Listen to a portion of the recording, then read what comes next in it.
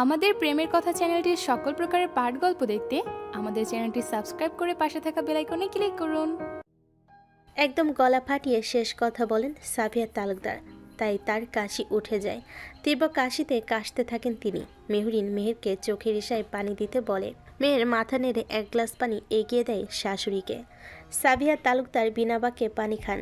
পানি খেতে গিয়ে চোখে পড়ে যায় রূপা বেগমের পায়ে পড়ে থাকা চাবুকের দিকে। সাফিয়া তালুকদার দৌড়ে গিয়ে সেটি তুলে নেন। সোজা এগিয়ে যান রেদওয়ান তালুকদারের সামনে। সবাই নিঃশব্দে তাকিয়ে আছে। হঠাৎ তিনি রেদওয়ান তালুকদারকে একটা ধাক্কা মারে। ধাক্কার ফলে বেশ খানিকটা পিছিয়ে যান তিনি। রাগে গায়ে হাত তোলার জন্য এগিয়ে আসেন রেদওয়ান। থাপ্পড় খেতে হবে বলে চোখ বন্ধ করে নেন সাফিয়া তালুকদার। কিন্তু 2-3 সেকেন্ড পর ও যখন অনুভব করে থাপ্পড় তার গায়ে পড়েনি, তখন চোখ মেলে তাকান তিনি আর দেখেন রেদওয়ান তালুকদার হাত ধরে ফেলেছে রূপা বেগম। আর তার দুই পাশে দাঁড়িয়ে আছে হৃদ আর রাজ। তাদের চোখ দিয়ে যেন আগুন ঝরছে। সেই আগুনেই দুজন রেদওয়ান তালুকদারকে শেষ করে দিবে। রূপা বেগম বলেন, খুব শখ না শরীরে জোর দেখানোর, মেয়েদের গায়ে হাত তোলার? মনে আছে তো ফারজানার মায়েরগুলোর কথা, কিভাবে কুত্তার মতো একদিন মেরেছিল তোকে? খুব তো পুরুষত্ব দেখালি, আজ না হয় নারী শক্তি দেখে যা। তুই কি ভেবেছিস সেদিনের মতো আজও আমি অসহায়? আবার আমার সামনে আমার বন্ধুকে মারবি? আমি বসে বসে দেখবো? কথাগুলো যেন বিদ্রোহের মতো ঘোষণা। এই সময় সাইম এগিয়ে এসে রূপা বেগমকে থাপ্পড় মারতে যায়, কিন্তু সে পড়ে যায় মাটিতে। সবার চোখ সেদিকে। সামনে দাঁড়িয়ে আছে রাজ আর হৃদ। এই দুই শক্তিমান পুরুষের লাথির আঘাতে সাইম মাটিতে উল্টে যায়। সাইম রহমান যখন এগিয়ে আসে তা দেখে রাজ আর হৃদ সজাগ হয়। যখনই তেড়ে আসে সাথে সাথে হৃদ আর রাজ একসাথে লাথি মারে। সেটা দেখে মেহরিনের ঠোঁটে বাঁকা হাসি। রূপা বেগমের মুখেও তেমনি সাফল্যের হাসি। এবার রূপা বেগম ঘর কাঁপিয়ে একটা থাপ্পড় মারেন রেদনের ডান গালে। থাপ্পড়টা এত জোরে ছিল যে রেদন তালুকদারের দুনিয়া ঘুরে গেল। নিজেকে সামলানোর আগে আরেকটা থাপ্পড় পড়ে বাম গালে। রেদন তালুকদার দাঁত কিরমির করে তেড়ে যাচ্ছিল রূপা বেগমের দিকে। এমন সময় লাবিব ছুটে এসে একেবারে বুক বরাবর লাথি মেরে ফেলে দেয় রেদওয়ান তালুকদারকে। খবরদার, আমার মায়ের গায়ে হাত দেওয়ার কথা ভুলেও ভাবিস না। আমার মায়ের গায়ে হাত দিতে আসলে তোকে আমি লাবিব চৌধুরী এক্ষুনি দোজকে পাঠিয়ে দেব। গর্জে উঠে বলে লাবিব। রূপা বেগম হেসে ওঠেন আর আস্তে আস্তে বসেন। তার মুখের দীপ্ত হাসি। রূপা বেগম বলেন, কি অবস্থা? সব ভালো তো? কি রে, তোরা দেখি এখনো আমাকে দুর্বল আর অসহায় ভাবিস। তোরা তো দেখি কিছুই জানিস না ভাপু। আমি এখন 2 বাঘের মা। তা বাঘ চিনিস তো? আমিও কি যে বলি না, শুধু ছেলেরা না রে, আমার বৌমারাও আছে। তাদের সাথেই তোদের মতো 2-4টা রেদু আর সামও ফেরে উঠবি না রে। তোরে আমি কিন্তু সেই কথা শেষ করার আগে রাজ আর লাবিব একসাথে চিৎকার করে ওঠে। ও আঙ্গুলি নির্দেশ করে। এদিক ওদিক নেড়ে বলে ওঠে। এতে আরও জ্বলে ওঠে রেদন তালুকদার। কিছু বলতে যাচ্ছিলেন এমন সময় বাচ্চারা চুপ করো। তোমাদের মামুনি এখন কিছু হিসাব নিকাশ নেবে তার পুরনো বন্ধুদের থেকে। ও হ্যাঁ, শুধু আমি না, সাবিহাও নেবে। সাফিয়া তালুকদারের দিকে ফিরেই বলে কথাটা। কি রে সাবু, নিবি না? অবশ্যই। তার হাতে ধরা চাবুকটা আরও শক্ত করে ধরে। রূপা বেগম তাকে হেসে ফেলেন। রূপা বেগম হঠাৎ লামিয়াকে ডেকে ওঠেন। লামিয়া বুঝে এখন তার কি করতে হবে। লামিয়া নিচু হয়ে আরেকটা চাবুক সেটা তুলে এগিয়ে দেয় রূপা বেগমের দিকে। রূপা বেগম সেটা হাতে নিয়ে বলেন, চল সাবু।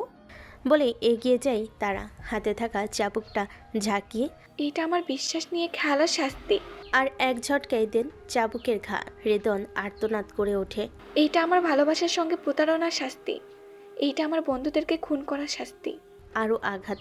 এদিকে রূপা বেগম ঘুরে যান সাইমের দিকে। এইটা আমার দিকে কুনজর দেওয়ার জন্য। এভাবে এক একটা করে ওদের কুকর্মের কথা বলছে আর মারছে। একের পর এক চাবুকের ঘা করে মারতে থাকে। দুজনের চিৎকারে পুরো শিকদার বাড়ি কেঁপে যায়। প্রতিধ্বনিতে মুখর হয় চিৎকার, আহাজারি, বিচার আর সবার মুখে তখন তৃপ্তির হাসি। শুধু রাজা হৃদ দাঁড়িয়ে আছে গম্ভীর মুখে। তার নিশ্চুপ, কিন্তু চোখে ঝরে পড়ছে কথা। পুরনো ইতিহাসের রক্তাক্ত অধ্যায় কি শেষ হচ্ছে? হয়তো বা হ্যাঁ, অথবা না। হৃদে যে একদমই কষ্ট হচ্ছে না, তা কিন্তু না। যখনই সে বাবার জন্য কষ্ট পেতে চায় তখনই তার ভিতর থেকে কেউ বলে ওঠে, এই মানুষটা তো তোমার বাবা হলো অন্য কারোর বাবা মায়ের হত্যাকারী, বন্ধুর মুখোশ পরা শত্রু। এখন তোমার বাবার জন্য কষ্ট হচ্ছে, কিন্তু রাজের ছোটবেলার কথা ভেবে কষ্ট হচ্ছে না। কষ্ট হচ্ছে না সেই মামানির কথা, যে তোমাকে মায়ের চাইতে বেশি ভালোবাসতো, তাকে নৃশংস মৃত্যুর কথা ভেবে। কষ্ট হচ্ছে না বাবারূপী রুদ্র শিকদারের কথা ভেবে। তোমার কি কষ্ট হচ্ছে না আসলাম চৌধুরীর জন্য, যে তোমাকে নিজের চাচা থেকেও বেশি ভালোবাসতো? কষ্ট হচ্ছে না হাবিবের কথা ভেবে, যে তোমার মায়ের পেটের ভাই না হয়েও তোমায় আগলে রাখতো? হৃদ মাঝে মাঝে ভাবতো যে নিজেই সব শেষ করে দেবে এই মানুষরূপী পশুটাকে। হৃদের জীবনের ভালোবাসার মানুষদের কেড়ে নিয়েছে এই পশুটা। অনেকক্ষণ পর ঘামঝরা মুখে হাঁপাতে হাঁপাতে দাঁড়িয়ে থাকে দুই বন্ধু, সাবিয়া তালুকদার আর রূপা বেগম। একসময় তারা চাবুক ফেলে দেয়। সাবিয়া দৌড়ে এসে জড়িয়ে ধরে তার প্রিয় বান্ধবী রূপাকে। রূপা বেগমও আদরে আঁকড়ে ধরেন। বিশ্বস্ত ভরসা যোগ্য আশ্রয় পেয়ে শব্দ করে কেঁদে ওঠে সাবিয়া তালুকদার। অপরাধী নেই, মুখ করুণ করে ভাবে, আমাকে মাফ করে দে রূপু। আমি না জেনে না বুঝে আমার বন্ধু ও তার সন্তানদের খুনি ওই জানোয়ারটার সঙ্গে এতদিন সংসার করে এসেছি। আমায় মাফ করে দে রূপা, মাফ করে দে আমায়। রূপা বেগম দুহাতে বন্ধুকে জড়িয়ে ধরে বলেন, আহা সাবু, কি শুরু করলি বাচ্চাদের সামনে? তুই এভাবে কাঁদছিস কেন বাচ্চাদের সামনে? আর তুই কেন কাঁদছিস? কাঁদবে তো ওরা, আমি কেন কাঁদবো বলতো? বেদনায় কুকড়ে ওঠে রেদওয়ান তালুকদার আর সাইম রহমানের দিকে ফিরে তাকিয়ে রূপা বেগম এক গাঢ় হাসি দিলেন। হাসি যা দিয়ে মানুষের সাধারণত নিজের খুশি প্রকাশ করে, হাসি যা এক অনন্য আবেগের বহিঃপ্রকাশ। কিন্তু কিছু হাসি থাকে যা খুবই বিপজ্জনক, যেমন রূপা বেগমের এই হাসি। বাঘ যেমন শিকার পাওয়ার আনন্দে হাসে, সেই রকম এক শিকারি হাসি তার মুখে। শিকার ঠিক ধরা পড়েছে, পালাতে পারবে না আর। রেদওয়ান তালুকদার আর সাইম রহমানের আত্মা শুকিয়ে যেতে লাগলো। রূপা বেগম হাসি মুখে বললেন, বৌমা, তোমার স্পেশাল ওষুধটা একটুখানি ওদের দাও তো। মেহরিন হাসলো। রাহিকে ছেড়ে সে চলে গেল রান্নাঘরের দিকে, আর রান্নাঘর থেকে নুনের কৌটা নিয়ে ফিরে এলো সে। মেহরিনের হাতে নুনের কৌটা দেখে রেদওয়ান আর সাইম একে অপরের দিকে তাকায়। তারা বুঝতে পারছে না মেহরিন কি করতে চলেছে। এমন সময় ও নুন দিয়ে কি করবে। তারা এতটুকু জানে মেহরিন কোনো সাধারণ মেয়ে নয়। গত 2 বছরে এই মেয়ের সম্পর্কে তাদের ধারণা বারবার ভেঙেছে। তবে ভয় একটাই, এই মুহূর্তে সে নুন এনেছে কেন? নুন যে মেহরিন কারণবিহীন আনবে না। তা কি করতে চাই মেহরিন? তারা চিন্তায় ডুবে। ঠিক তখনই মেহরিন বাঁকা হাসি দিয়ে বলে ওঠে, ভাবছি মাছ ভাজি করব। মাছটা ভালো করে ধুয়ে তাতে মরিচ দিলাম, সাথে আবার অল্প একটু হলুদও দিলাম। আর কি দিব জানো? মেহরিনের কথায় লাবিব লাহিমা মেহের মেহবুবা হেসে ফেলে। রাজ কিংবা হৃদের মুখে কোনো ভাবান্তর দেখা যায় না। শান্ত মাঝখান থেকে বলে ওঠে, নুন যা তোমার হাতে আছে, না হলে তো স্বাদ আসবে না। তুমি জানলে কি করে? তোমার বান্ধবী মাঝে মাঝে আমার সাথে ঝগড়া হলে আমাকে দিয়ে রান্না করায় আর নিজে বসে বসে খায়। আর সবচেয়ে বড় কথা কি জানো, শুধু রান্না নয়, আমাকে দিয়ে ঘর মোছানো, বাসন ধোয়া, কাপড় ধোয়া পর্যন্ত করাই আমার মাঝে মধ্যে তো। এতটুকু বলেই থামে শান্ত। মেরিন ভুরকুচকে বলে, মাঝে মধ্যে তো কি? শান্ত এদিক ওদিক তাকিয়ে বলে, মাঝে মধ্যে তো আমাকে দিয়ে বাথরুম পরিষ্কার করায়। কথাটা শেষের দিকে যেন দুঃখ ও হতাশা কাজ করলো। শান্তর কথা ও মুখের ভাব দেখে সবাই হেসে ফেলে। মেরিন হাসতে হাসতে বলে, গুড, ভেরি গুড। এই না হলে আমার বেস্ট ফ্রেন্ড। মেয়েরা শিখে রাখো, এই প্ল্যান কাজে দেবে। হ্যাঁ হ্যাঁ, আমি এটা অ্যাপ্লাই করব রাকিব ভাইয়ার উপর। শান্ত ভাইয়া একা কেন অত্যাচারিত হবে? সবাই ফিক করে হাসে রাহির কথায়। রাজার হৃদের মুখেও এবার হাসির দেখা মিলে। হয়তো বোন হেসেছে তাই। তাদের মাঝে মধ্যে এমন হয় যে খুব কষ্টে বা খারাপ সময়ে অথবা সিরিয়াস মুহূর্তে এমন কিছু কথা শুনে মানুষ হাসতে বাধ্য হয়। সে হাসিতে পরিস্থিতি বোঝে না। সবাই যখন হাসতে ব্যস্ত, ঠিক তখনই মেহরিন হাসতে হাসতে মুখটা হঠাৎ শক্ত করে ফেলে। তাহলে এবার আমি মাছটা লবণ দিয়ে মেখে নিই, কি বলো সবাই? মেহের মেহবুবা আর লামিয়া একসাথে বলে ওঠে, অবশ্যই। ফুলরে রক্তাক্ত অবস্থায় পড়ে থাকা ব্যথায় কুকড়ে থাকা রেদওয়ান তালুকদার ও স্যাম তালুকদার তখন সব বুঝে যায় এই মাছ তারা, এই নুন তাদের গায়ে মাখানো হবে। দুজন একসাথে আকুতি মিনতি করে সাইম কাতর গলায় বলে ওঠে, নুন দিও না মা, আমরা তো তোমার বাবার মতোই, দয়া করো, এমন করো না। এ কথায় যেন মেহরিনের মাথায় আগুন ধরে যায়। একটা জোরালো লাথি মারে সাইম রহমানের মুখে। চুপ, তোরা তো মানুষই না, আবার বাবা দাবি করিস। না তোরা বন্ধুদের যোগ্য, না তোরা স্বামী হবার যোগ্য, আর না তোরা বাবা হবার যোগ্য। বাবা নামটা উচ্চারণ করবি না, তোরা বাবা হবার যোগ্যই না। তোর তো একটা ছেলে, ও সরি 3টা ছেলে, কিন্তু মজার বিষয় হলো দুটোই আমার হাতে মরেছে, আর একটা তো গর্তে আছে, জানি না, তবে তাকেও বের করে ওপরে পাঠিয়ে দিব। সবাই অবাক হয় মেহরিনের এমন কথায়। অবাকের রেশ কাটতে না পেরেই সবাই মেহরিনের দিকে তাকায়, শুধু মেহেররাজ আর লাবিব ছাড়া। সবাই অবাক হয়েছে, সাইম রহমানও স্তব্ধ, রেদওয়ান তালুকদার হতবাক। মেহরিন বুকে হাত দিয়ে বলে, ওহ সরি, তোর যে 3টা ছেলে সেটা তো কেউ জানে না। ওয়েট, সবার দিকে তাকিয়ে মেহরিন বলে, তোমরা নিশ্চয় ভাবছো এই জানুয়ারির 3টা ছেলে কেন বলছি। এর তো একটাই সন্তান, তার নাম শাফিন, তাই তো? সাবিয়া তালুকদার আর রূপা বেগম মাথা নাড়ান। হৃদ রাজের দিকে ফিরে ইশারায় জানতে চায় মেহরিন যা বলছে তা কি সত্যি কিনা। রাজ ইশারায় বুঝিয়ে দেয়, হ্যাঁ ঠিকই বলেছে। হৃদ অবাক হয়। মেহরিন ঘৃণা ভরা দৃষ্টিতে তাকায় সাইম রহমানের দিকে। এই জানুয়ার 3টা বিয়ে করেছে, শুধু 3টা ছেলে না, 2টা মেয়েও আছে। সাবিয়া তালুকদার আর রূপা বেগমও থমকে যান। তারা বেশ অবাক হন, কারণ তারা তো জানতেন সাইমের শুধু একজন স্ত্রী, একজন সন্তান। মেহরিন বলে, শুধু তাই না, এই জানোয়ার মেয়ের নেশায় আসক্ত, প্রায়ই নানা দেশে গিয়ে মেয়েদের নিয়ে ফুর্তি করে। শুধু তাই নয়, এরা শুধু তোমাদের শত্রু নয়, এরা দেশের শত্রু। এরা স্কুল, কলেজ, বিশ্ববিদ্যালয়ে ড্রাগস দেয় ছাত্রছাত্রীদের। শুধু এটুকুতেই থেমে থাকেনি এই মানুষরূপী পশুগুলো, এরা অস্ত্র, ব্যবসা, নারী পাচার সব কিছুতে জড়িত। সাবিয়া তালুকদার বিস্ময়ে কেঁপে ওঠে, কাঁপা কাঁপা গলায় বলে, এগুলো কি বলছো তুমি মেহু? হ্যাঁ আন্টি, আমি ঠিক বলছি। শুধু সাইম রহমান নয়, এসবের সাথে সমান তালে মিস্টার তালুকদারও জড়িত। তবে শুধু ওরা দুজন নয়, আরও দুজন আছে। একজন তো সাইম রহমানের ওই ছেলে, আরেকজনকে তা এখনো জানা যায়নি। এরা শুধু আমাদের শত্রু নয়, এরা 10-এর শত্রু, দেশের শত্রু। এদের দেখা পেলেই এনকাউন্টার করার কথা বলা হয়েছে। সাবিয়া তালুকদারের পায়ের নিচ থেকে যেন মাটি সরে যাচ্ছে, নিজেকে আর সামলাতে পারে না। এই একদিনে আরও কি কি শুনতে হবে তাকে। এতটা খারাপ একজন মানুষও হয়? ভালো মানুষের রূপ নিয়ে থাকা মানুষ তিনি আগে কখনো দেখেনি। তার বন্ধুদের খুনি, তার সন্তানের খুনি, এখন আবার দেশের শত্রু।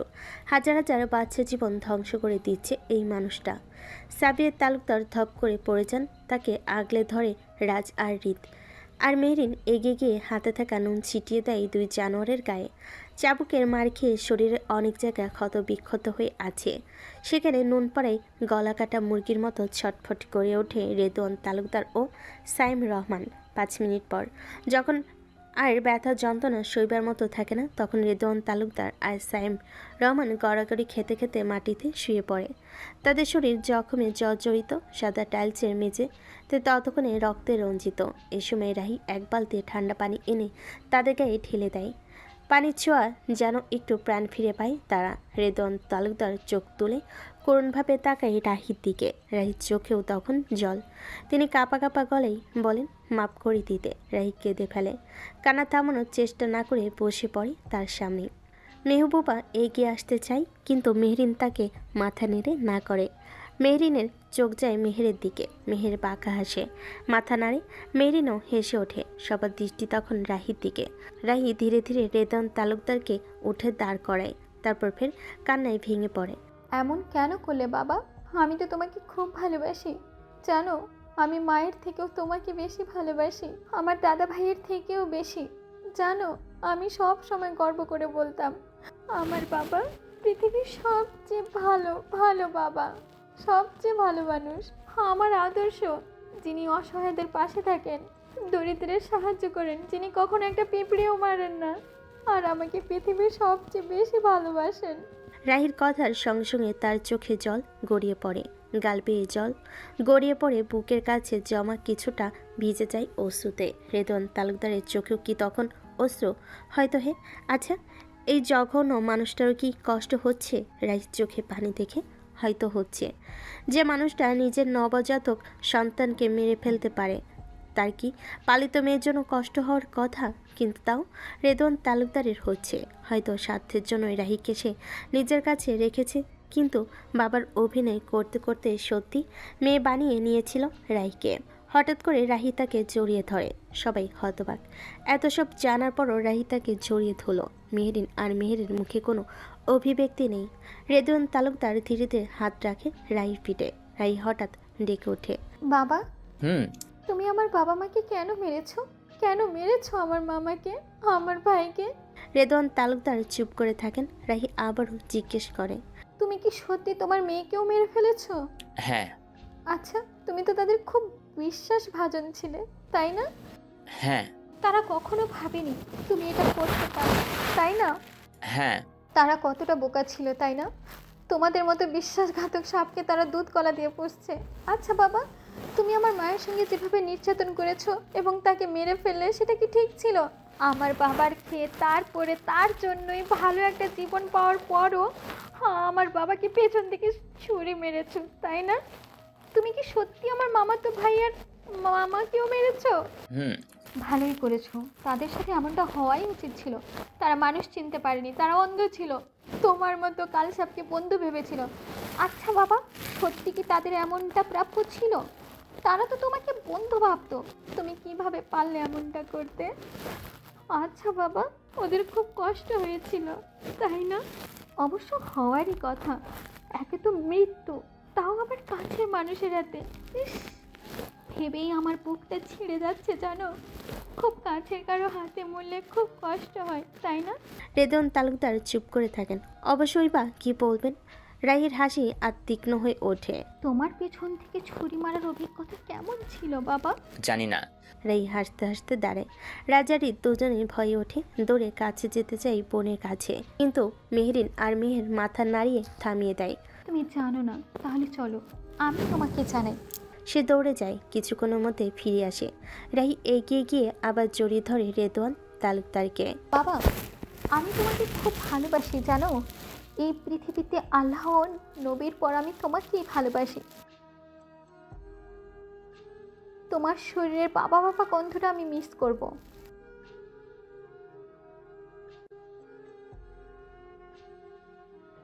এইটা আমার মা বাবা ভাই থেকে আমাকে আলাদা করার জন্য। আরেকটা আঘাত। এইটা আমার মাকে নির্যাতন করে মারার জন্য। আরেকটা।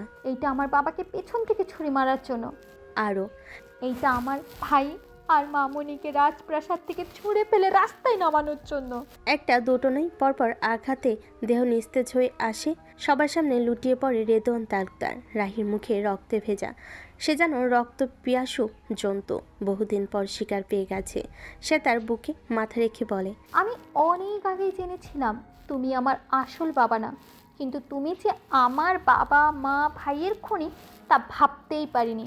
এই বাক্যটা যেন বজ্রঘাত হয়ে পড়ে চারপাশে। সবাই একে অপরের দিকে তাকায়। মেহরিন ছুটে আসে, রাইকে বুকে টেনে নেয়। রাইর সমস্ত শরীর কাঁপছে।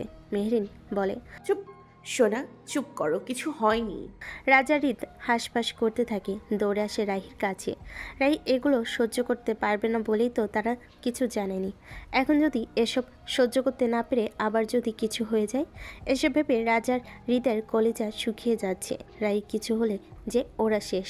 বাকিরা এখনও বিস্ময়ে কাটিয়ে উঠতে পারেনি। রাহি এমন কিছু করবে এটা যেন কারো মাথায় ধরছে না। সাইমুর রহমান চুপচাপ ফ্লোরে পড়ে আছে। আপাতত তার শরীরে ব্যথা ভুলে সে তার সাথে কী হবে ভেবে আতঙ্কিত। রেদওয়ান তালুকদার কষ্টে সৃষ্টে বলেন, আমাকে মাফ করে দিও রাহিমা। এরপর সে মেহরিনের দিকে ফিরে হেসে বলে, আমি মরেই গেলে সব শেষ না, তোমাদের ধ্বংস করবে আমার ছেলে রোপণ। এই বাক্যটা যেন আবার বজ্রপাত হানে। হৃদ অবাক চোখে তাকিয়ে থাকে বাবার দিকে। সাবিয়া তালুকদার কাপা গলায় বলে, রূপন কে?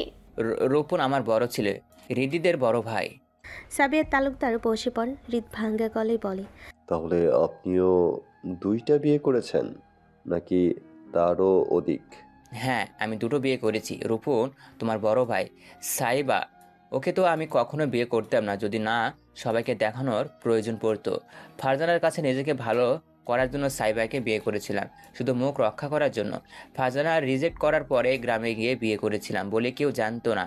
যখন হাতে বেশি টাকা আসলো তখন ওদের পাঠিয়ে দিলাম মালয়েশিয়া। আমি যদিও তোমাকে ব্যবহার করতে চেয়েছিলাম, কিন্তু তাও আমি সত্যিকারে ভালোবেসেছি রাই। এখনও বাসি, আমাকে মাফ করে দিও মা। এ কথা বলে তার দেহ হঠাৎ স্থির হয়ে যায়, হয়তো দেহ থেকে প্রাণ পাখি উড়াল দিয়েছে। নিঃশ্বার নিঃস্পন্দন, পাপের প্রলাপের অবসান। আমি খুনি, আমি খুনি, খুব খুনি, খুনি আমি। আমাকে পুলিশে দাও, পুলিশে দাও। আমাকে সবাই খুনি বলবে। আমি আমার পালক বাবা, যে বাবা আমাকে এত বড় করেছে, সেই বাবাকে আমি মেরে ফেলেছি। আমি খুনি, আমাকে ধরে নিয়ে যাবে সবাই, আমাকে খুনি বলবে। রেদওয়ান তালুকদারের শরীরটা স্থির হতে রাহির পাগলামি জুড়ে দিল। রাহির পাগলামি মারাত্মক বেড়ে গেল। সবাই রাহির কাছে চলে আসে আর রাহিকে বোঝানোর চেষ্টা চালাচ্ছে। কেউ সামলাতে পারছে না রাহিকে। রাহির অবস্থা দেখে সাইমি রহমান আরও বেশি ভয় পেয়ে গেল। সাইমি রহমান মনে মনে বলে, আল্লাহ আমাকে বাঁচাও। নিজে একের পর এক কূপ দিল পালিতে বাবার বুকে, আবার এখন নিজেই কাঁদছে। আল্লাহ জানে আমাকে কি করে, আমার কোথায় কোথায় কূপ দেই। এই কথা ভাবতে ভাবতে মনে পড়ে গেল সে রূপা বেগমের দিকে কুনজর দিয়েছিল, তার সঙ্গে জোর করে শারীরিক সম্পর্ক করতে চেয়েছিল। এটা ভাবতে সাইমি রহমান উঠে দেওয়ালে হেলান দিয়ে কোনো রকমে কোজো হয়ে বসে। লামিয়া তাকায় সাইমি রহমানের দিকে। লামিয়া তাকাতেই সাইমি রহমান নিজের স্পর্শকাতর জায়গায় হাত দিয়ে ঢেকে নেয়। এমন একটা ভাব যেন লামিয়া তার মায়ের দিকে কুনজর দেওয়ায় তার স্পর্শকাতর জায়গায় কূপ দেবে। রাই তার বাবা মার খুনিকে বুকে কূপ দিয়েছে। লামিয়া তার মায়ের দিকে নজর দেওয়ায় যদি আমার এইটার উপর কূপ দেই বা আমার চোখে কিছু ঢুকিয়ে দেই। মুখটা কাদো কাদো করে মনে মনে বলে, আমাকে এই জায়গায় মারিস না আম্মা, আমি মরার আগে মরে যাব। লামিয়া কপাল কুঁচকে তাকায়। সাইমি রহমানকে এমন করতে দেখে লামিয়া ভুরু নাচিয়ে জিজ্ঞেস করে, কি? সাইমি রহমান দাঁত বের করে দুই দিকে মাথা নাড়ে, বোঝালো কিছু না। লামিয়া হাসলো, বুঝলো সাইমি রহমান ভয় পেয়েছে। হাঁপ ছেড়ে এবার লামিয়ার দিকে তাকায়, ভুরু কুঁচকে খুঁটিয়ে খুঁটিয়ে দেখে। মনে মনে বলে, মেয়েটাকে দেখে তো শান্ত মনে হলো, আবার আমাকেও পানিও খাওয়ালো হয়তো। এই মেয়েটা এত উগ্র নয়, না মনে ওই মেহেরিন আর ওর বোন বা রাহির মতো নয়। একটা বড় শ্বাস নিয়ে চোখ বুজে সাইম। আর এমন সময় সামনে থেকে লামিয়া উঠে একটা দানি এসে বলল, কুকুরের বাচ্চা, তোর চোখ আর কল্লা দুইটাই ফেলে দিব আজ। তুই আমার মায়ের দিকে বাজে নজর দিস। ইয়াল্লাহ! সাইমি রহমান চোখ বন্ধ করে চিৎকার করে উঠল, না। সবাই তাকায় সাইমি রহমানের দিকে। সাইমি রহমান চোখ মেলে তাকায়। যখন দেখে সবাই তার দিকে চেয়ে আছে আর বুঝে এটা শুধু তার কল্পনা, তখন দাঁত বের করে বলে, না মানে আমি রাহির মামুনির কান্না থামানোর চেষ্টা করলাম। এই কথা শুনে লাপিব তেরে আসতে চায়, কিন্তু মেহবুবা ধরে ফেলে। আর সাইমি রহমান শীষ বাজাতে বাজাতে অন্যদিকে ঘুরে যায়। ভাবটা যেন সে কিছুই হয়নি। ওদিকে রাহি পাগলের মতো করছে, তার মুখে একটাই কথা, আমি খুনি, আমি খুন করেছি, আমি মেরে ফেলেছি, আমাকে পুলিশে ধরে নিয়ে যাবে। রাহিকে কিছুতেই সামলানো যাচ্ছে না, কেউ তাকে শান্ত করতে পারছে না। মেরিন রাহিকে বলে, না সোনা, কিছু হবে না।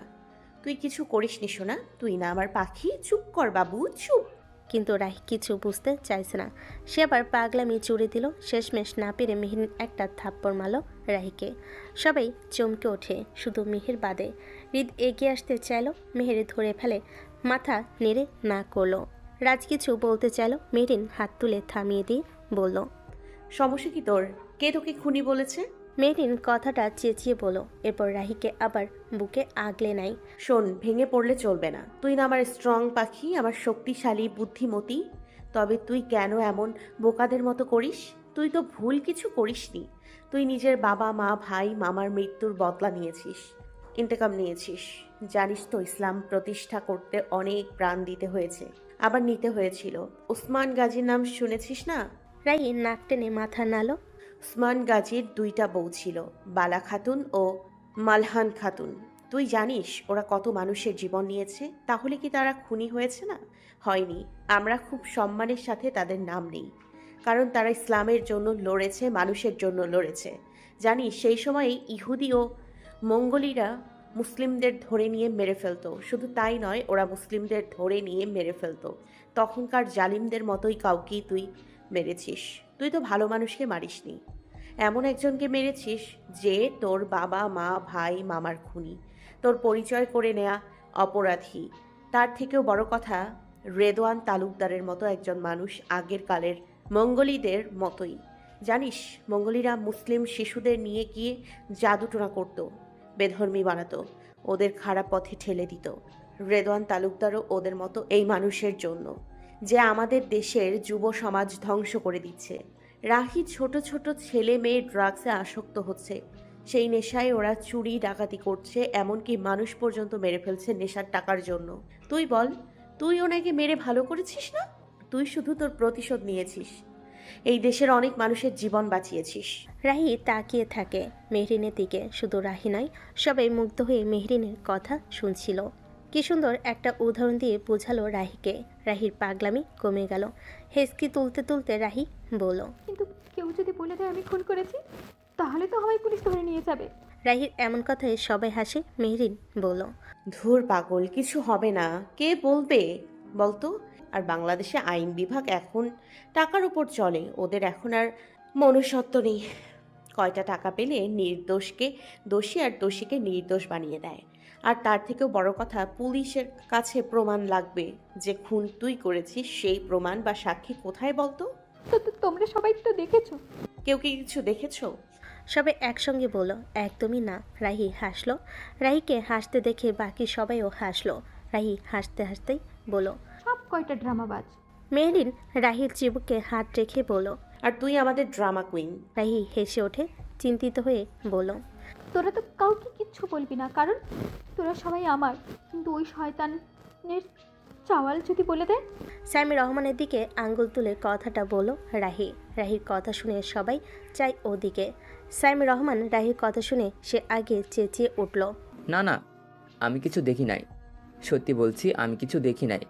দেওয়ান তালুকদার নামের কাউকে তো আমি চিনি না। তারপর মাথায় হাত দিয়ে বলতে লাগলো, আল্লাহ, আমি কে? আমার নাম কি? বাপের নাম কি? আম্মা গো, আমি কিছু করতে পারছি না। কি হলো আমার? আমি কে? আমার নাম কি? আবার বাবা মা কে? নিজের জীবন বাঁচাতে নাটক শুরু করলো সাইমি রহমান। আর বাকি সবাই সাইমি রহমানের এসব কাণ্ড দেখে হুহা করে হেসে ফেলে। মেহরিন বাঁকা হাসি দিয়ে বলল, চিন্তা করিস না সোনা, কাকুকে খুব তাড়াতাড়ি তার চিরস্থায়ী ঘরে পাঠিয়ে দিব। মেহরিনের কথা শুনে সবাই হেসে উঠল। শুধু সাইমি রহমানের মুখটা চুপসে গেল। রূপা বেগম তা লক্ষ্য করলো। বাঁকা হাসতে হাসতে ডাকে, লাবিব। মায়ের মুখে নিজের নাম শুনে কাছে এসে দাঁড়ায় লাবিব। লাবিবকে ডেকে এবার রূপা বেগম রাজকে ডাকলো। রাজও গিয়ে দাঁড়ালো রূপা বেগমের পাশে। রাজা লাবিব একে অপরের দিকে তাকালো, আবার রূপা বেগমের দিকে। রূপা বেগম বললেন, লাইফে তো বিনোদনেরও খেলাধুলার দরকার আছে, তাই না? এমন সময় রূপা বেগমের মুখে বিনোদন আর খেলাধুলার কথা শুনে যেন কারোর হজম হলো না। শুধু মেহরিনের মুখে দেখা দিল একটা রহস্যময় হাসি। তার একটাই কারণ, এই 2 বছরে রূপা বেগমের সঙ্গে মেহরিনের একটা অন্যরকম সম্পর্ক গড়ে উঠেছে, যাকে বলে অতিথিক সম্পর্ক। এমন অনেক ঘটনা ঘটেছে। যেমন একদিন এমনই হয়েছিল, মেহরিন রূপা বেগমকে একটা কথা বলতে গেল। রূপা বেগম মেহরিনকে দেখি বলল, বৌমা, তুমিও তো এটা বলতে চেয়েছো। সেদিন মেহরিন খুব অবাক হয়েছিল। ঠিক তেমনই একদিন রূপা বেগম মেহরিনকে একটা কথা বলতে এসেছিল। মেহরিন বলে ফেল, মামুনি, আপনি কি এটা বলতে চান? আসলে এমন কিছু কিছু মানুষ আমাদের জীবনে থাকে যাদের আমরা ফিল করতে পারি তারা আমাদের কাছের খোলা বইয়ের মতো। তাদের সম্পর্ক এমন হয় যে একজন অপরজনের মন পড়তে পারে। ঠিক তেমনই একটা সম্পর্ক মেহরিন আর রূপা বেগমের মধ্যে। তারা শাশুড়ি বোমা হলেও তাদের সম্পর্ক বন্ধুর মতো। মেহরিনের কাছে চুমকি যেমন, রূপা বেগমও তেমন। এগুলো ভেবেই হাসছিল মেহরিন। এমন সময় সাবিয়া তালুকদার উঠে বলল, কি বলেছিস এসব রূপু? তোর কি মাথা খারাপ হয়ে গেছে? এমন একটা অবস্থায় দাঁড়িয়ে তুই গেম আর বিনোদনের কথা বলছিস? রূপা বেগম সাবিয়া তালুকদারকে এক হাতে জড়িয়ে ধরে বলল, আরে বেডি, একটু আপডেট হ। সবাই যা করে আমরা কেন তা করব বলতো? আমাদের জীবন কি বাকি সবার মতো? দেখ, আমরা যে সময়টা পার করেছি বা যা যা ফেস করেছি, সে পরিস্থিতির ওপর দিয়ে গিয়েছি, তা আর 10 জন যায়নি। তো আমরা সবার থেকে আলাদা। সবার দিকে ফিরে আবার বলে, কি বলো বাচ্চারা, ঠিক বলেছি তো? সবাই একসাথে বলে উঠল, ঠিক। রূপা বেগম হাসলো, হাসতে হাসতেই বলল, দেখলি তো বাচ্চারা, সবাই একসাথে হও। রূপা বেগমের কথা মতো সবাই একসাথে হয়ে দাঁড়ালো। বাচ্চারা মানে রাজ, মেহরিন, রিদ, মেহের, শান্ত, মেহবুবা, লাবিব, লামিয়া, আরফা আর রাহি। সবার চোখে কৌতূহল রয়েছে। রূপা বেগম বলল, আচ্ছা, তোমরা লাস্ট কখন খেলাধুলা করেছো বাচ্চারা? তাই আমি আজ সবাইকে একটা গেম খেলার সুযোগ দেব। তোমরা খেলবে তো? সামনে লাশ, আরেকজনের রক্তাক্ত অবস্থায় কেউ পড়ে আছে, আর ওরা নাকি খেলাধুলার কথা বলছে। এগুলো কি সাধারণ মানুষের মধ্যে পড়ে? এসবই মনে মনে ভাবছে সাইম রহমান। মনে মনে আরও বলে, এরা কেউ সুস্থ মানুষ নয়, সবগুলোই পাগল। হে আল্লাহ, আমাকে বাঁচাও। এবার যদি বেঁচে ফিরতে পারি আর কোনোদিন এদেশ মুখও হব না। কিন্তু আফসোস, বেচারা সাইম জানে না গেমের নামে বলি পাঠা যে সে হবে। হঠাৎ মেহরিন বলল, মামুনি, গেমটা ইন্টারেস্টিং তো? রূপা বেগম একবার সাইম রহমানের দিকে তাকিয়ে আবার বাঁকা হেসে বলল, অবশ্যই, এটা এমন একটা গেম যাতে মনও ভরবে, বিনোদনও পাবে। তবে একটা কথা, এটা সাহসীদের জন্য, ভীতুরা পারবে না। এ কথা শুনে সবার মধ্যে একটা জোশ চলে আসে। সবাই একসাথে বলল তারা রেডি। রূপা বেগমের পাশে বোকার মতো তার দিকে তাকিয়ে থাকা সাবিহা তালুকদারের দিকে তাকিয়ে হেসে বলল, তুই খেলবি না সাবু? আমি খেলাধুলাই নেই, আর আমায় এখন সে বয়সে নেই। বাচ্চারা খেলুক, আমি দেখব। তুই যা বললি মনে রাখিস, পরে যেন আফসোস করিস না। সাবিহা তালুকদার রূপা বেগমের কথাই পাত্তা দিল না। রূপা বেগম সবার দিকে তাকিয়ে বলল, তোমরা একটু ওয়েট করো, আমি আসছি। আর হ্যাঁ, রিদ, রাজ, তোমরা সামুকে একটা চেয়ারের সঙ্গে বেঁধে ফেলো।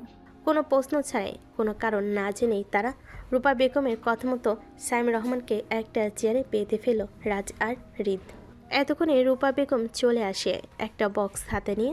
সবাই কৌতূহল নিয়ে দাঁড়িয়ে রইল। রূপা বেগম বক্সটা সবার সামনে রাখলো।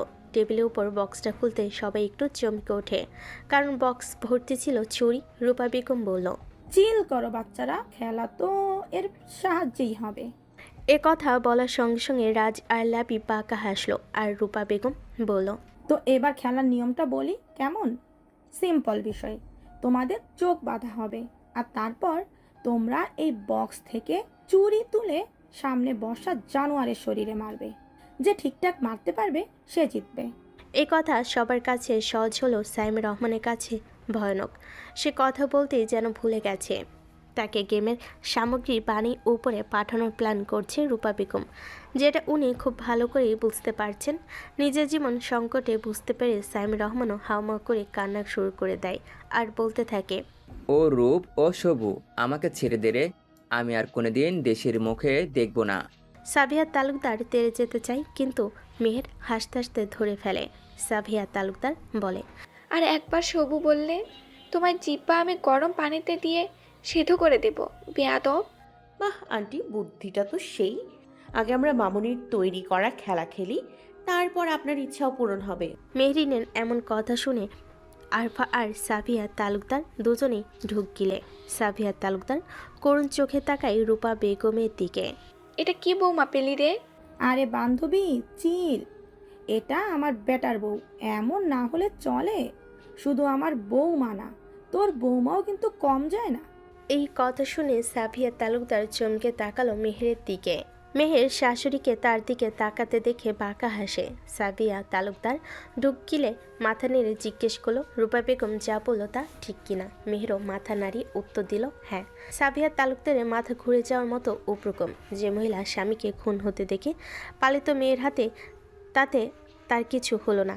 এদিকে ছেলের বউ ভয়ঙ্কর, বৌমা এমন ডেঞ্জারাস, শুনেই মাথা ঘুরে যাচ্ছে। হয়তো কারণ দুইটা ব্যাপার ভিন্ন ছিল। রেদওয়ান তালুকদার ভালো মানুষ হলে হয়তো এমনটা হতো না, আর হলো সহ্য করতে পারতেন না। কিন্তু সে তো মানুষই না। আর মেহেরের ব্যাপারটা ভিন্ন, কারণ রিত সারা জীবন তার বউয়ের সঙ্গেই থাকবে। তার একটা মাত্র ছেলে, তার ফিউচারের ব্যাপারে চিন্তিত হয় সাবিয়া তালুকদার। সাবিয়া তালুকদারকে এমন করতে দেখে রূপা বেগম হাসতে হাসতে মেহবুবার কাছে গিয়ে মেহবুবার কাঁধে হাত রেখে বলল, তোর মনে পড়ে হৃদয়ের বিয়ের কয়দিন আগে রেদু হাসপাতালে ভর্তি ছিল? সাবিয়া তালুকদার মাথা নাড়ল। রূপা বেগম গর্ব করে বলল, সেটা কোনো অ্যাক্সিডেন্ট ছিল না, আমার বৌমা মানে মেহেবুবা মেরেছিল।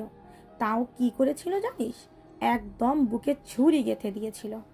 সাবিয়া তালুকদার যেন আকাশ থেকে পড়ে ভূত দেখার মতো মেহবুবার দিকে তাকালো। মেহবুবার সঙ্গে সঙ্গে দাঁত বের করে হাসলো, যা দেখে সবাই হাসলো। সাবিয়া তালুকদার বলল, বিআই সাহেবকে মেয়ে জন্ম দিল রে, কারো থেকে কেউ কম না, আগে একটা পুরাই বোম।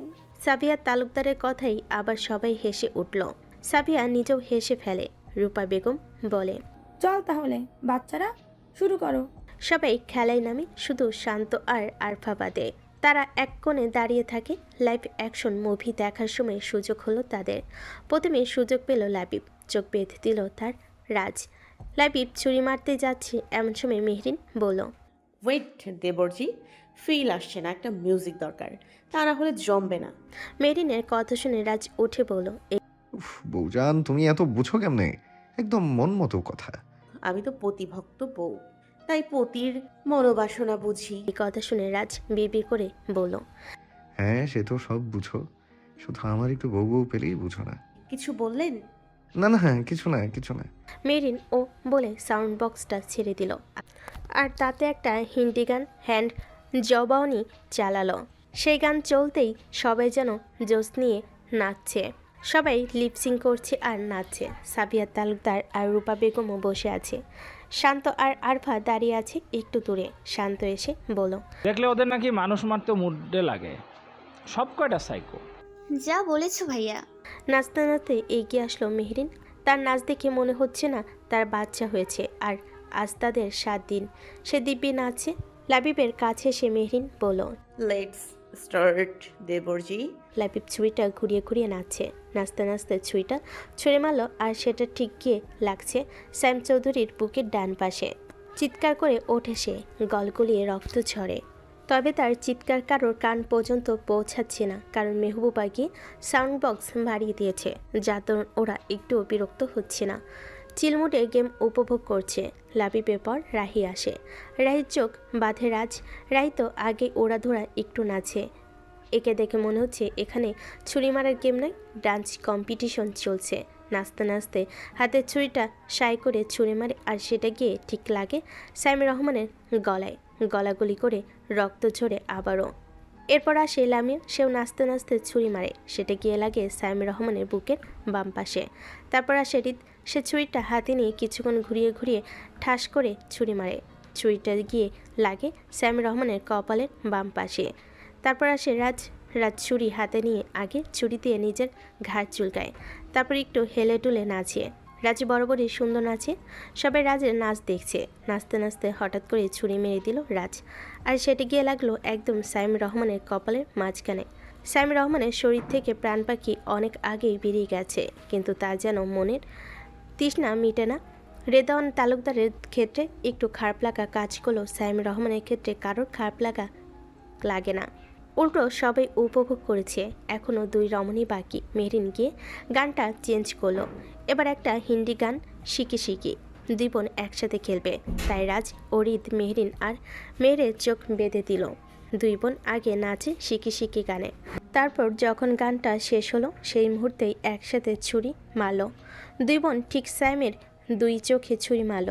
গেম শেষ হলো, আর সাথে সাথে রূপা বেগম উঠে বলল, উপস, তোমরা সবাই ফেল।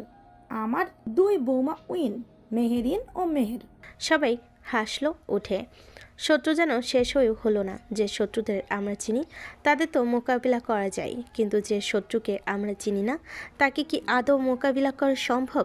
এই শত্রু বিনাশের মাধ্যমেই যেন শত্রুর অবসান ঘটে, আর কোনো কালো ছায়া যেন না নামে তাদের জীবনে। ভালোই যাচ্ছে এখন দিন। নেই কোনো কালো ছায়া, নেই কোনো দুঃখ, নেই কোনো কষ্ট, কোনো সুখের অভাব নেই। নেই কোনো চিন্তা, নেই কোনো শত্রুর ষড়যন্ত্র। সব কিছু কাটছে শুধু সুখ আর শান্তিতে। এভাবেই দেখতে দেখতে কেটে গেল আরও 2 মাস। রাত তখন 11টা বেজে 50 মিনিট। রাজা লাবিব আল্লাহ ও রাসুলের নাম নিয়ে দুরু দুরু বুকে নিজেদের বাড়িতে ঢুকছে। এখনও পর্যন্ত এমন কাউকে পৃথিবীতে পাওয়া যায়নি যে তার বউকে ভয় পায় না। রাজা, প্রজা, মন্ত্রী, মিনিস্টার, এমনকি ভয়ানক গ্যাংস্টার, মাফিয়া সবই তাদের বউদের ভয় পায়। এটা সব কিছুর মাধ্যমে প্রমাণিত। কিন্তু কথা সেটা নয়। কথা হলো আজ রাজ ও লাবিবের আসার কথা ছিল সন্ধ্যা 7টার ভিতরে, কারণ লাবিব, মেহবুবা, লামিয়া, আরুষ এই 4 জনের বিয়ের তারিখ ফাইনাল হয়েছে সামনের মাসের 1 তারিখ। একদিনই হবে ওদের বিয়ে, হাতে বেশি সময় নেই। আর বিয়েটা হবে শান্তিপুরে, মানে লাবিব লামিয়ার দাদু বাড়ি আর রাজের নানু বাড়ি। ওদিকে আবার মেহেরিনদের ফুপুরও বাড়ি সেখানে। সে যাই হোক, এই প্রস্তাবখানা রেখেছেন জাহানারা বেগম। কারোর কোনো আপত্তি না থাকায় তাই কথাটা ঠিক হয় যে বিয়ে শান্তিপুরে হবে। যেমন ভাবা তেমন কাজ, সবাই গোছগাছ করে রেখেছে। যেহেতু বাচ্চারা এখনও অনেক ছোট, তাই তারা সবাই রাতেই যাবে, এই ছিল প্ল্যান। সব ঠিকঠাক, কিন্তু রাজা লাবিব দেরি করেছে। ওদিকে সবাই চলে গেছে, শুধু বাকি আছে মেহরিন, রাজ, লামিয়া, লাবিব, মেহবুবা আর রাহি। হ্যাঁ, রাহি এখন শিকদার বাড়িতে থাকবে নাই বা কেন, এটাই তো তার আসল ঠিকানা। মেহবুবা গাল ফুলিয়ে বসে আছে লাবিবের আসার অপেক্ষায়। আসলেই রাজ একটা যুদ্ধ বেঁধে যাবে। লাবিব চোরের মতো আদার আলোয় এদিক সেদিক দেখে এক দৌড়ে নিজের রুমে ঢুকে দরজা আটকে দেয়। তা দেখে রাজ মনে মনে হাসে, কিন্তু তা প্রকাশ করে না। ওই যে কথায় আছে না, যতই হাসি ততই কান্না, সেই কথাটা মাথায় রেখেই হাসল না। কারণ তার জন্য তো বিপদের রানী অপেক্ষায় আছে, যা মাত্রই শুরু করবে। লাবিব তার হাফ বউকে দেখে এমন ভয় পাচ্ছে, তাহলে রাস্তার ফুল বউ ও বাচ্চাদের মাকে দেখে কতটা ভয় পায়, সেই ভাবনেই একটা দীর্ঘশ্বাস ছাড়ে রাজ। উপরের দিকে নিজের রুমের দিকে পা বাড়ায়। ওদিকে লাবিব বেঁচে গিয়েছে ভেবে একটা লম্বা শ্বাস নেয়। শীষ বাজতে বাজতে যখন পিছনে ঘুরে দেখে মেহবুবা হাতে একটা ঝাড়ু নিয়ে দাঁড়িয়ে আছে। ওনাটা কোমরে বাঁধা, চুলগুলো একটু উঁচু করে খোপা করা। ঝাড়ুটা এক হাতে ধরে অন্য হাতে বাড়ি দিচ্ছে। তা দেখে লাবিব শুকনো ঢোক গিলে বলে, আসলে কি হয়েছে বলো তো আজ? কথা শেষ হওয়ার আগেই মেহবুবার ঝাড়ুটা পাশে থাকা টেবিলে এক বাড়ি দেয়, যার ধ্বনি ঠাস। লাবিব চোখ বন্ধ করে নেয়। মিনিটখানেক পর আস্তে ধীরে চোখ খুলে পরিস্থিতি বোঝার চেষ্টা করে। মেহবুবা রাগে ফুসফুস করছে। লাবিব মনে মনে দোয়া কালেমা পড়ে মিনমিন করে, আসলে কাল থেকে না আর অফিসে যাওয়া হবে না, তাই আজই সব কাজ শেষ করে আসলাম। তোকে বিয়ে করে আমার জীবনটা শেষ। আমি দেখি তোর সংসার করছি, অন্য কেউ হলে না, হ্যাঁ, একটা উষ্টা মেরে চলে যেত। কিন্তু এখনো তো আমাদের বিয়েই হয়নি, এটা তো আর কয়দিন পরের ডায়লগ। লাবিবের কথায় মেহবুবাও বুঝে সে একটা ভুল ডায়লগ বলেছে। অতিরিক্ত রাগে হিতাহিত জ্ঞান হারিয়ে যা পাই তাই বলে দিয়েছে সে। যাই হোক, এখন সে কি হার মানবে? না, কখনোই না। সে হার মানল না। মেহরিনের বোন কিনা ঝগড়া চালিয়ে যাওয়া খুব ভালোই জানে সে, করলো তাই। হঠাৎ করেই খেকিয়ে ওঠে মেহবুবা। হ্যাঁ হ্যাঁ, সব তুই জানিস। একে তো দেরি করে এসেছিস, তার উপরে আবার আমারই ভুল ধরছিস যে তোকে বিয়ে করবো না বলে দরজার কাছে আসে, জিভ কাটে, মনে মনে বলে, ছি ছি, এটা কি বললাম। ওদিকে বেচারা লাবিব মেহবুবার কথাই সত্যি সত্যি ভেবে মেহবুবার হাত ধরে বলে, ও বউ, মাফ করে দাও, আর এমন করব না, প্রমিস গো, প্রমিস প্লিজ। মেহবুবার হাসি পেল, সে তা চেপে গিয়ে বলে, দরজা। বউ? মেহবুবা চোখ রাঙ্গানি দিয়ে তাকায়, যার ফলে না চাইতেও দরজা খুলে দেয় লাবিব। মেহবুবা লাবিবের দিকে তাকিয়ে বলে, তোর সঙ্গে কোনো মানুষই সংসার করতে পারবে না। কোনো মানুষের দরকার নেই, তোমার মতো তার ছেঁড়া হলেই হবে। বলা শেষেই দুহাতে মুখ চেপে ধরে লাবিব। লাবিব মনে মনে বলে, আল্লাহ, আমার মুখটা কেন এমন করে চলে, কেন শুধু বেফাস কথা বেরিয়ে যায় মাবুদ। এখন আমার কি হবে? আজ তো আমি শেষ। ওদিকে মেহবুবা তেলে বেগুনে জ্বলে ওঠে। কি কি কি বললি? আমি তার ছেড়া? লাবিব মুখ ধরে রেখে দুই দিকে মাথা নাড়ে। মেহবুবার খুব হাসি পাচ্ছে লাবিবের অবস্থা দেখে, কিন্তু তা লাবিবকে বুঝতে না দিয়ে ন্যাকমো কণ্ঠে কাঁদতে কাঁদতে বলে, আমি তার ছেড়া, তাই না? যাও, তোমার থাকতে হবে না, এই তার ছেড়ার সাথে আর থাকতে হবে না। বলেই দৌড়ে লাবিবের চোখের আড়াল হয়ে যায়, একদম চলে আসে লামি আর রাহির কাছে। ওদিকে লাবিব নিজেকে বকতে বকতে ঘরে ঢুকে যায়, কারণ এখন ফ্রেশ হয়ে আবার হবু বইয়ের রাগ ভাঙ্গাতে যেতে হবে। যে ওদিকে রাজ নিজের রুমের বাইরে দাঁড়িয়ে আছে, ভেতর ভেতর মেহরিনের গলার শব্দ পাওয়া যাচ্ছে।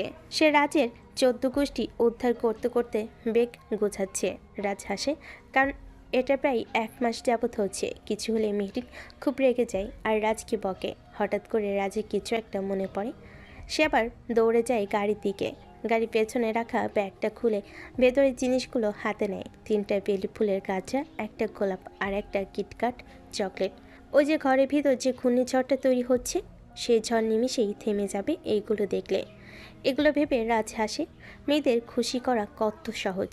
সামান্য কয়েকটা ফুল আর একটা চকলেটই তাদের মন ভালো করতে যথেষ্ট। মুচকি হাসে রাজ, আবার এগিয়ে যায় ঘরের দিকে।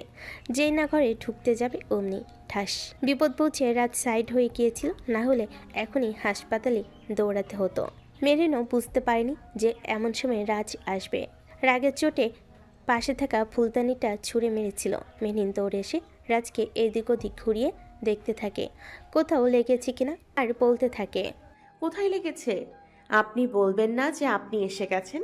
রাজ হাসে, এক হাতে মেহরিনকে জড়িয়ে ধরে গালে একটা চুমু খেয়ে বলে, আর না, কিছু হয়নি। আমি জানি তো ভেতরে আমার বউ আছে, তাই যে কোনো সময় যে কোনো কিছু হতে পারে। কথাটা মেহরিনের গায়ে খুব লাগে। সে সাথে সাথেই ফুঁসে ওঠে। কি কি কি কি বললেন আপনি? একে তো দেরি করে এসছেন, তার উপর। মেহরিনকে আর কিছু বলার সুযোগ না দিয়ে রাজ হাঁটু গেড়ে বসে পড়ে আর গোলাপটা সামনে ধরে বলে, তোমার অভিমান ভাঙাতে একটা গোলাপ এনেছি হাতে। অভিমানে ঠোঁট ফুলিয়ে রেখেছ, আর আমি ভালোবাসা লুকিয়ে রেখেছি রাতে। চোখে চোখ রেখে বলবো, রাগ করো না, এই মনটা ভীষণ কাঁদে। তোমার এক চেলতে হাসিতে আমার পৃথিবীটা স্বপ্ন সাজায় সাজে।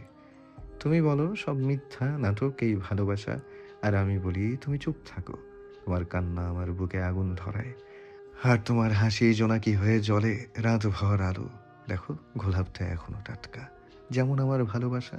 রাগ ভাঙাও না আজ, চলো আবার সেই প্রথম দিনের মতো হই একসাথে, এক আবেশে ভাষাহীন ভাষা।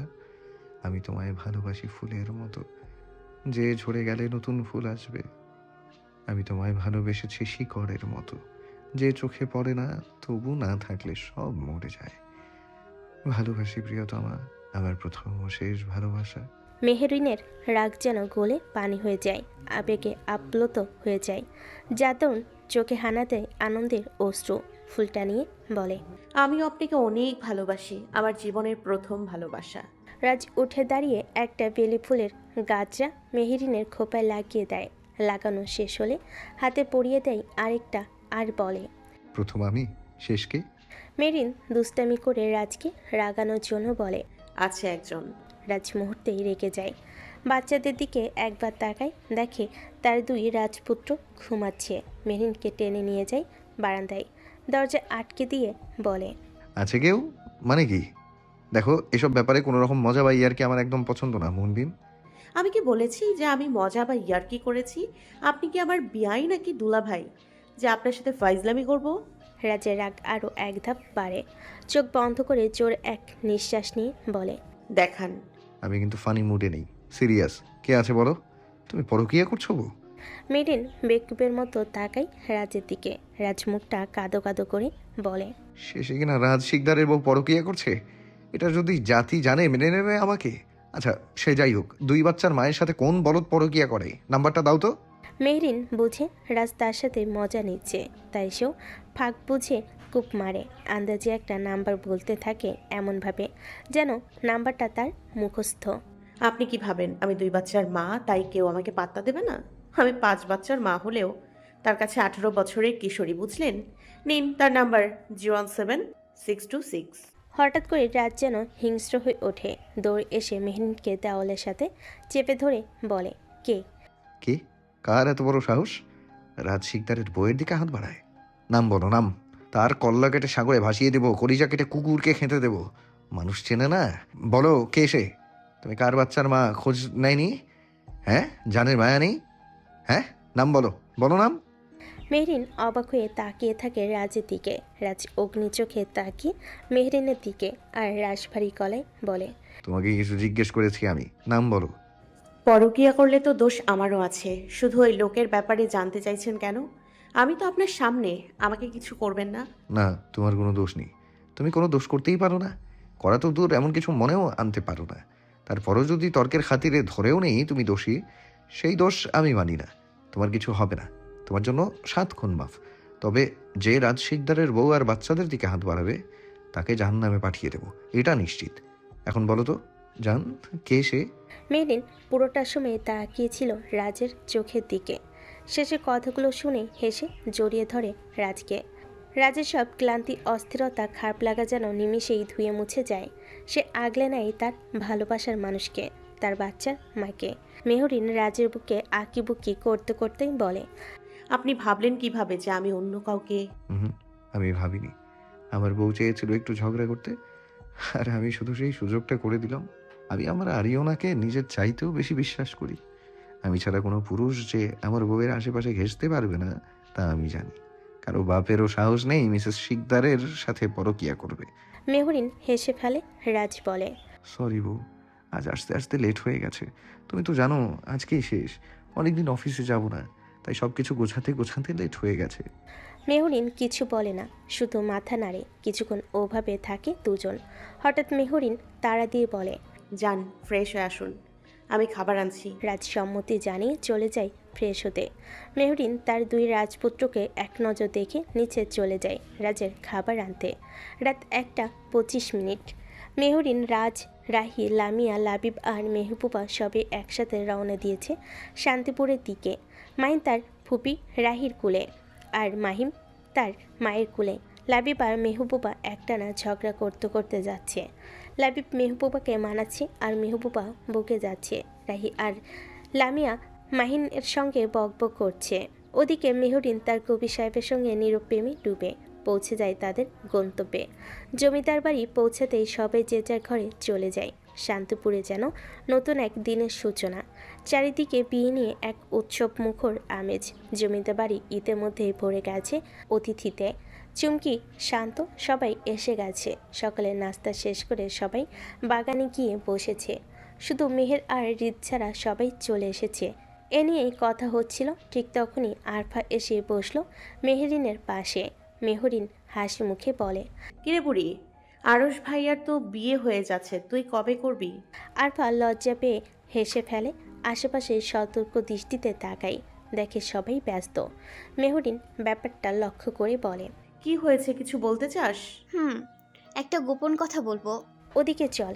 এখানে আসার পর থেকে বাচ্চাদের নিয়ে মেহরিনের কোনো সমস্যাই হচ্ছে না। বাবুদের 3 দাদি নানি মিলে সামলে নিচ্ছে। মেহরিন মাহিনকে তার নানুর কোলে দিয়ে আসে, তারপর বলে, চল তোর রুমে যাই। দুজনেই যায় আরফার রুমে। আরফা দরজা আটকে বিছানায় উঠে বসে মেহরিনের হাত ধরে বলে, একটা কথা বলবো। কেমন রহস্যের গন্ধ পাচ্ছি, বল তো শুনি, কি পাকাচ্ছিস? আমি না একজনকে ভালোবাসি। মেহরিন যেন আকাশ থেকে পড়ল। আরফা যে মেয়ে, সে তো কিছু গোপন রাখে না। কাউকে কিছু বলুক আর না বলুক, মেহরিনকে ঠিক বলে। মেহরিন সিরিয়াস গলায় বলে, কতদিন? 3 বছর।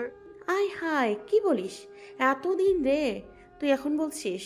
আরে আগে শোনো না, আমি তো সিরিয়াস ছিলাম না, ভেবেছিলাম এমনি ভালো লাগা, কদিন পর চলে যাবে। কিন্তু এখন তো। এখন কি? ও হঠাৎ করে বলেছে ও আসবে আমাদের বাড়ি, আব্বুর কাছে আমাকে চাইবে, আর সেটা কালকেই। জানো, ওর আম্মু আমার সাথে কথা বলছে। এটা তো ভালো কথা পাগলি, আসুক না, সমস্যা কোথায়? আরশ ভাইয়ার বিয়ের পর তোদের বিয়ে দিয়ে দিব। ভালোবাসা খারাপ কিছু না সোনা। আরফা মেহরিনকে শক্ত করে জড়িয়ে ধরে বলে, আমার খুব ভয় করতেছে মেহু আপু। আরে ধুর, কিছু হবে না, আর কিছু হলে আমি সামলে নিব। হ্যাপি? এই জন্যই তোকে এত ভালোবাসি। আমিও তোকে অনেক ভালোবাসি। দুই বোন কিছুক্ষণ ভালোবাসা আর আবেগে ভেসে যায়। তারপর আবার সবাই যার যার কাজে ব্যস্ত হয়ে পড়ে। ইতিমধ্যে জমিদার বাড়িতে উৎসব শুরু হয়ে গেছে। হলঘরে মাতিয়ে তুলেছে সবাই। এরই মাঝে আরফার ব্যাপারটাও ছড়িয়ে পড়েছে। প্রথমে কেউ বিশ্বাস করতে চায়নি। হাসি, মজা, দুষ্টামি আর বাচ্চাদের কোলাহলে কেটে যায় গোটা দিন। এখন সন্ধ্যা 7টা। সবাই আড্ডা দিচ্ছে, মজা করছে। শুধু আরফা মন খারাপ করে বসে আছে। তাদেরকে মেহরিন এসে ওর পাশে বসে। কিরে, কি হয়েছে? কতদিন পর ভাইয়ার বিয়ে, তারপর তোর বিয়ে, আর তুই মুখটা এমন ভেটকি মাছের মতো করে রাখছিস কেন? এত চিন্তা করছিস কেন? আমি তো বলেছি না, চিন্তার কিছু নেই, আমি সব সামলে নিব। আসলে ওটা নিয়ে চিন্তা করছি না। চিন্তার বিষয় হলো শুভর সাথে আমার শেষ কথা হয়েছিল কাল রাতে। আজ সারাদিন ওর সাথে কথা হয়নি। ও অনলাইনে আসছে না, ফোন বন্ধ। ওর কোনো পরিচিত মানুষ আছে যাকে তুই চিনিস?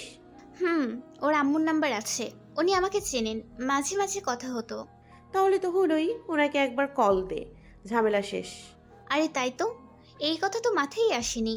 মেহরিন আরফার মাথায় হাত রেখে উঠে চলে যায়, আর আরফা আবার আড্ডায় মেতে ওঠে। তবে রাত 9টা নাগাদ সবাই যখন বসার ঘরে আরফা একটু সরে এসে শাশুমা নামে সেভ করা নাম্বারে কল দেয়। একবার দুইবার, 3 নম্বর বারে ফোন ধরে এক ভদ্র মহিলা। আসসালামু আলাইকুম আন্টি, ভালো আছেন? ওয়ালাইকুম আসসালাম মা, ভালো আছি। তুমি কেমন আছো? জি আন্টি, আলহামদুলিল্লাহ। আচ্ছা শোনো মা, আমরা শুভকে বিয়ে করিয়ে ফেলেছি আজ। আসলে ওর আপু নিজের পছন্দ মেয়ে এনেছেন। তোমার কথা বলতে উনি রেগে গেছেন, তারপর নিজেই খুঁজে বৌমা এনেছেন। তুমি মা আর শুভ্রকে কল দিও না। বুঝতেই পারছো, নতুন সংসার, এসব জানলে মেয়েটা কষ্ট পাবে, সংসারে ঝামেলা হতে পারে, তুমি তো বোঝোই। আরফা যেন পুরো পৃথিবীটা ঘুরে গেল। অনেক কিছু বলতে চেয়েও কিছু বলতে পারলো না। গলা দিয়ে কোনো কথাই বের হলো না। অতি কষ্টে শুধু বলল, আচ্ছা আন্টি। ঠিক আছে মা, ভালো থেকো, আমাদের জন্য দোয়া করো। আমিও তোমার জন্য দোয়া করি, ভালো কাউকে পাবে জীবনে। আর হ্যাঁ, আবার বলছি, শুভ্রকে ফোন দিও না। কথাটা শেষ হতেই কলটা কেটে দেন তিনি। আরফা ধপ করে বসে পড়ে। ওর মস্তিষ্ক যেন ঠিকমতো কাজই করছে না। কি হয়ে গেল এসব? আরফা নিজের ঘরে গিয়ে দরজা আটকে দেয়। কেমন যেন নিজেকে পাথর পাথর লাগছে। কান্না করতে ইচ্ছে করছে, কিন্তু কান্না করতে পারছে না। ওর মনে শুধু একটাই কথা ঘুরছে। ও কিভাবে বিয়ে করে নিতে পারে? এতটা এতটা পাগলামি। ওর আম্মুর সঙ্গে কথা বলাগুলো, এত এত প্রমিস, এত এত স্বপ্ন, এত কিছু পরিকল্পনা, সবই তো করেছিল আমার সঙ্গে। তাহলে অন্য কাউকে কিভাবে বিয়ে করতে পারে? ওদিকে আমি তো সব আমার ফ্যামিলিতে জানিয়ে দিয়েছি, সবাইকে।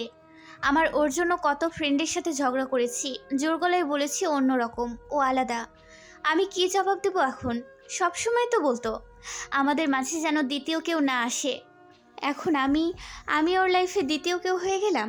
এসব ভাবতে ভাবতে শুয়ে পড়ে আরফা। খাওয়ার সময় কতবার ডাকলো সবাই, কিন্তু আরফা গেল না। আমরা কখনো যা কল্পনাও করি না, তাই যদি আমাদের সাথে ঘটে তাহলে আমরা পাথর হয়ে যাই। কোনো চিন্তা চেতনা কাজ করে না। আর আমাদের মাঝে সময় অতিবাহিত হয় ঠিকই, কিন্তু আমরা থেমে যাই সেই অনাকাঙ্ক্ষিত ঘটনায়। এই যেমন এখন আরফার সাথে হলো। খাওয়া শেষে সবাই যার যার রুমে চলে গেল। এভাবেই ঘুমিয়ে পড়ে আরফা। হঠাৎ ঘুম ভাঙে ফোনের ভাইব্রেট হওয়ার। ফোন হাতে নিয়ে দেখে সেই মানুষটার কল। কানারে এসে যেন গলায় দলা পাকায়। কানা গিলে কল ধরে আরফা। সত্যি বিয়ে করে নিয়েছো শুভ? হ্যাঁ। ও, তা বউ কি অনেক সুন্দরী? হ্যাঁ, তোমার থেকেও বেশি। ও আচ্ছা, সেই সৌন্দর্যের কাছে বুঝি হেরে গেল 3 বছরে একসাথে পথ চলা? এত বছরের অনুভূতি, ভালোবাসা, মায়া, সব বুঝি হেরে গেল শুধুই সৌন্দর্যের কাছে? আহ, ওভাবে বলছে কেন? আমাদের এক হওয়া হয়তো আল্লাহ চাননি। চুপ! আপনার এই নোংরা মুখে আল্লাহর নাম এভাবে নেবেন না, অন্তত এই ব্যাপারে তো একদমই না। আপনি চাইলে পারতেন, কিন্তু আপনি চাননি। আল্লাহ বলেছেন তোমরা চেষ্টা করো, দেয়ার মালিক আমি। আচ্ছা, আপনি যেহেতু অন্য কাউকে বিয়ে করলেন, তবে এতদিন আমার ফিলিংস নিয়ে কেন খেললেন বলুন তো? আরে তুমি সহজভাবে নাও, আর আমি আমার ফ্যামিলিকে মানাতে পারিনি। ও তাই? ফ্যামিলি? এই 3 বছর পর আপনার পরিবারের কথা মনে পড়লো? কোথায় ছিল আপনার ফ্যামিলি এতদিন? আমি তো কতবার বলেছি, যদি ফ্যামিলি না মানে তাহলে কি করবেন? তখন আপনি অনেক বড় গলায় বলতেন, তুলে নিয়ে যাবেন, প্রয়োজনে আমার আব্বুর পায়ে ধরবেন, আপনার পরিবারকেও বোঝাবেন। এগুলো কি ছিল? এখন এসব বলে কি লাভ বলো? তাই তো, কি লাভ? আচ্ছা, আপনি যেহেতু অন্য কাউকে বিয়ে করবেন, তবে কেন আমায় স্বপ্ন দেখালেন? কেন আমায় বাধ্য করলেন আপনাকে নিয়ে স্বপ্ন দেখতে? আমি তো আপনার কাছে যাইনি, আপনি এসেছিলেন। আমার মনে নিজের জন্য জায়গা করে নিয়েছিলেন। আর যখন আমি আপনার প্রতি দুর্বল হয়ে গেলাম, যখন আপনি ছাড়া আর কাউকে ভাবতে পারি না, যখন আমি আপনার অস্তিত্বে বিলীন হয়ে গেলাম, ঠিক তখনই আপনি আমায় ছেড়ে দিলেন। তাও এমনভাবে যেন আর কোনো দিন উঠে দাঁড়ানোর সাহসও না পাই।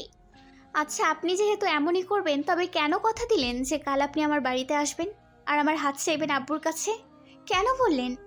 এর উত্তর কি দিতে পারবেন আপনি শুভ? আমি ভাবতে পারিনি এমন হবে। ও তাই? আপনি ভাবতে পারেননি? কি সুন্দর একটা মিথ্যা কথা যে একটা মানুষ বিয়ে করে নিল, কিন্তু সেও বুঝতে পারেনি। কি সুন্দর একটা জঘন্য, অবাস্তব, মিথ্যা আর বাজে একটা অজুহাত। আরফা, এত কথা ভালো লাগছে না, রাখি। তাই তো, এখন তো ভালো লাগবেই না। অথচ আমার একটু ভয়েস শোনার জন্য ঘন্টার পর ঘন্টা অপেক্ষা করতেন আপনি নামক প্রতারক। এখন আমার কথা শুনতেও বিরক্ত লাগে আপনার। মানুষ তো এমনই, প্রয়োজন ফুরোলেই ফেলে দেয়, যেমন টিস্যু। ঠিক তেমনই প্রয়োজন ফুরিয়ে গেলে কিছু মানুষ প্রিয় মানুষকেও দূরে ফেলে দেয়। তার এক জীবন্ত উদাহরণ আপনি মিস্টার শুভ। তুমি যাই বলো, তবে আমায় আর কল দিও না। আমার বউ দেখলে হয়তো কষ্ট পাবে। ওর কষ্ট হবে সেই কষ্ট দেখার জন্যই না হয় আপনি আছেন, কিন্তু আমি আমার কষ্টকে কে দেখবে? টুট টুট টুট। ওপাশ থেকে কল কেটে দিল নিষ্ঠুরতম পুরুষ। একজনকে দুঃখের সাগরে ভাসিয়ে অন্য একজনকে নিয়ে সুখের সাগরে ডুব দিবে সেই পুরুষ। রাত 12:45। ফোনটা কানের কাছ থেকে নামিয়ে এক দৃষ্টিতে তাকিয়ে রইল আরফা। চোখের কান্নিস বেয়ে গড়িয়ে পড়ল এক অবাধ্য যন্ত্রণা মেশানো নোনা জল। অন্ধকার ঘর, জানালার পর্দা কাঁপছে বাতাসে, কিন্তু ঘরের ভেতর থমকে আছে যেন সময়। আরফা চিত হয়ে শুয়ে আছে বিছানায়, চোখ দুটো স্থির হয়ে ঘুরতে থাকে। ফ্যানটার দিকে আটকে গেছে। ফ্যানটা ঘুরছে ঠিক যেমন ঘুরছে তার মনে জমে থাকা হাজারো স্মৃতি। সেই বেইমান মানুষটার সঙ্গে কাটানো সব মুহূর্ত, যেগুলোর প্রতিটা এখন দুঃস্বপ্ন হয়ে ফিরে আসে। চোখ বেয়ে জল গড়িয়ে পড়ছে, নিঃশব্দ, কোনো আওয়াজ নেই, শুধু নিঃশব্দ কান্না। একসময় কান্না এতটাই চেপে ধরে যে দম বন্ধ হয়ে আসতে থাকে, শ্বাস নিতে কষ্ট হয়, হিসকি উঠে যায়, জোরে কামড়ে ধরে পালিশটা। বুকের ভেতরটা ছিন্ন ভিন্ন হয়ে যাচ্ছে টুকরো টুকরো। অনেকক্ষণ ধরে কান্নার পর সে ধীরে ধীরে উঠে বসে। খোলসে থাকা নিজের শরীরটা খুলে ফেলতে চায়, খুলে নেয় পনের ওনাটা। এক পা করে বিছানা থেকে উঠে ফ্যানের সুইচটার কাছে যায়, সুইচ অফ করে ঘুরে দাঁড়ায় বিছানার দিকে। চোখে জেদ, মুখে অদ্ভুত শান্তি। ওনাটা হাতে নিয়ে উঠে বিছানার উপর ফ্যানের পাশে দাঁড়ায়। ধীরে ধীরে নির্বার হাতে ওনাটা ঘুরিয়ে ফ্যানের গলায় পেঁচায়, এরপর অপর দিকটা নিজের গলায় পড়ে। ঠিক তখনই ধপাস।